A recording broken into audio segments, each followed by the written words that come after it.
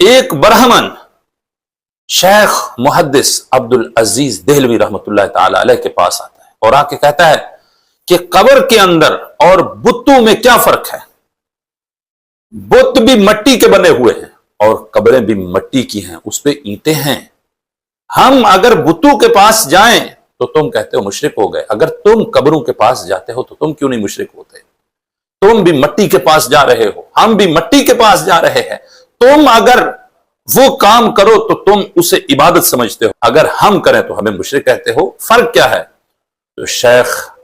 محدث عبدالعزیز دہلوی رحمۃ اللہ تعالی علیہ فرماتے ہیں کہ تم ڈنڈی مار رہے ہو، زمین و آسمان کا فرق ہے۔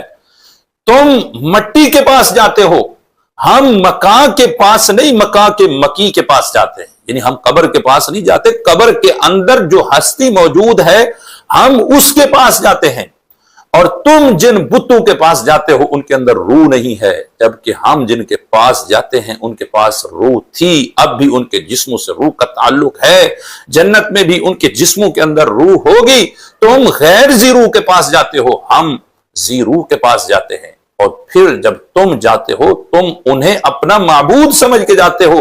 ہم اللہ کے ولیوں کو معبود نہیں رب کا بندہ سمجھ کے جاتے ہیں، اور تم جب جاتے ہو ان کو کہتے ہو کہ تم یہ کام کرو، جبکہ ہم جب جاتے ہیں ہم کہتے ہیں کہ تم اللہ کی بارگاہ میں دعا کرو، اللہ تعالیٰ ہمارے مسئلے کو حل فرما دے۔ تم بتوں کو مؤثر حقیقی مانتے ہو، ہم اللہ کے ولیوں کو مؤثر نہیں مانتے، بلکہ مؤثر حقیقی ہم اللہ کی ذات کو مانتے ہیں، یہ فرق ہے۔ فرمایا اللہ کے ولی جو ہیں ان کی جا بجا قرآن کے اندر تعریف بیان کی گئی اور بتوں کی مذمت بیان کی گئی۔ اللہ نے اپنے بندوں کو اپنا قرار دیا اور ان کی شان میں الا ان اولیاء اللہ لا خوف علیہم ولا هم یحزنون کی آیتیں نازل فرمائی، اور بتوں کو برا بلا کہا گیا۔ کعبے کے اندر بت پڑے تھے، محبوب علیہ السلام ان بتوں کو توڑنے کے لیے آئے، لیکن اللہ والے وہ نبی کی صورت میں ہو یا ولی کی صورت میں ہو، ان کی شان یہ ہے کہ کعبے کے قریب مقام ابراہیم ہے، جہاں حضرت ابراہیم علیہ السلام کا نقش قدم ہے، قدم نہیں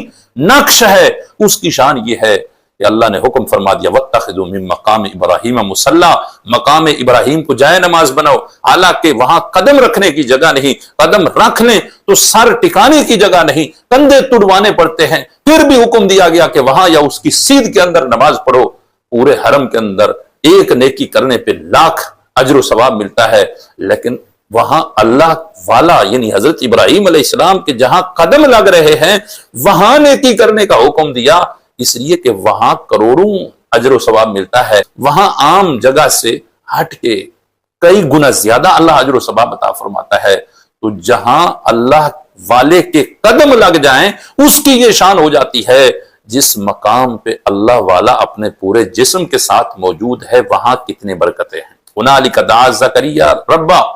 حضرت مریم رضی اللہ تعالی عنہا کے حجرے کے اندر وہیں کھڑے ہو کے حضرت زکریا علیہ السلام نے دعا مانگی، کیوں؟ وہاں اللہ کی ولیہ تھی، ان کا جسم مبارک وہاں پر موجود تھا، سمجھتے تھے کہ یہاں اللہ کریم میری دعا کو جلد قبول فرمائے گا، مسجد کے اندر نہیں، گھر کے اندر دعا نہیں کی، رب تعالیٰ وہاں پر بھی سنتا تھا، لیکن حضرت مریم رضی اللہ تعالی عنہا کے حجرے میں کھڑے ہو کے حضرت زکریا علیہ السلام نے جب دعا کی تو اللہ نے بیٹے کی بشارت بھی عطا فرما دی۔ اسی طرح دیکھیں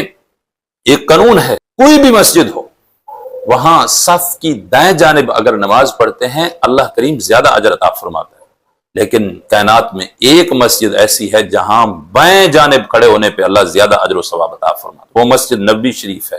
وہاں پر کعبہ جو ہے جنوبی سائڈ پہ، اور بائیں جانب رسول اللہ کا روضہ اطہر ہے، دائیں جانب روضہ رسول نہیں ہے، تو جو شخص روضہ رسول کے جتنا قریب ہوتا ہے اللہ اس اتنا زیادہ اجر عطا فرماتا ہے۔ تو وہاں اللہ والے یعنی رسول اللہ کی ذات موجود ہے، تو